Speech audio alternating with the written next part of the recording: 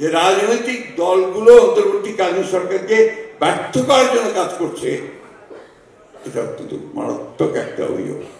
এই সরকারকে আমরা সমস্ত মানুষ যারা আন্দোলন করেছি, যারা ফ্যাসিস্ট সরকারকে তাড়াবার জন্য আন্দোলন করেছি, ছাত্ররা বুকে রক্ত দিয়েছে, এই বুকে আমরা রক্ত দিয়েছি, তারা সবাই মিলে এই সরকারকে আমরা দায়িত্ব দিয়েছি। এবং আমি মনে করে দিতে চাই যে দয়া করে রাজনৈতিক দলগুলোকে বা রাজনীতিকে আপনাদের প্রতিপক্ষ বানাবেন না। আমি দেখলাম যে একজন উপদেষ্টা গতকাল পত্রিকা, আমি গতকাল এসেছি লন্ডন থেকে, আসার পরে আমাকে একজন সাংবাদিক জিজ্ঞেস করলেন যে গতকাল বা তার আগের দিন একজন উপদেষ্টা তিনি মন্তব্য করেছেন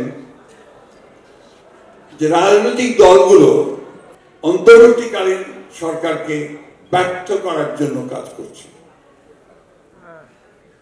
এটা একটা, আমি মনে করি এটা একটা, এই উক্তিটা উনি কি জন্য করেছেন, কিভাবে করেছেন, কোন প্রেক্ষিতে করেছেন আমি জানি না। এটার গভীরতা উক্তি উনি বুঝেছেন কিনা তা আমি জানি না। এটা কিন্তু অত্যন্ত একটা মারাত্মক একটা উক্তি।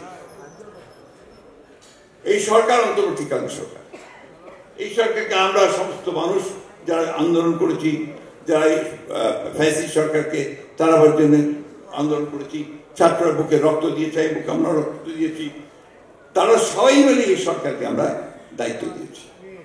এবং এই সরকারকে দায়িত্ব দিয়েছি যে তারা আমাদের জন্য একটা পরিবেশ তৈরি করবে, একটা নির্বাচনমুখী করে নির্বাচনের দিকে নিয়ে গিয়ে নতুন একটা রাষ্ট্র করবার সুযোগ করে দেবে। এই জন্য আমরা সবাই তাকে সাহায্য দিয়েছি। বিশেষ করে আমরা বিএনপির তরফ থেকে প্রথম থেকেই তাদেরকে আমরা সমর্থন দিয়েছি, এখনো তাকে আমরা সমর্থন করে দিচ্ছি, এমনকি এই মুহূর্তেও তাদেরকে আমরা সমর্থন করছি। কারণ আমরা চাই যে তারা কাজগুলো শেষ করে তারা আমাদেরকে, জনগণকে তাদের প্রতিনিধি নির্বাচন করার সুযোগ করে দিয়ে তাদের পার্লামেন্ট, তাদের সরকার তৈরি করার সুযোগ করে দেবে।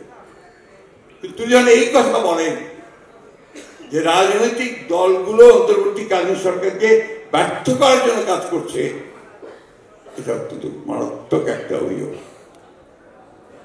আমি তীব্রভাবে প্রতিবাদ করছি এবং আমি মনে করি যে এই ধরনের উক্তির তার প্রত্যাহার করা উচিত। এবং আমি মনে করে দিতে চাই যে দয়া করে রাজনৈতিক দলগুলোকে বা রাজনীতিকে আপনাদের প্রতিপক্ষ বানাবেন না।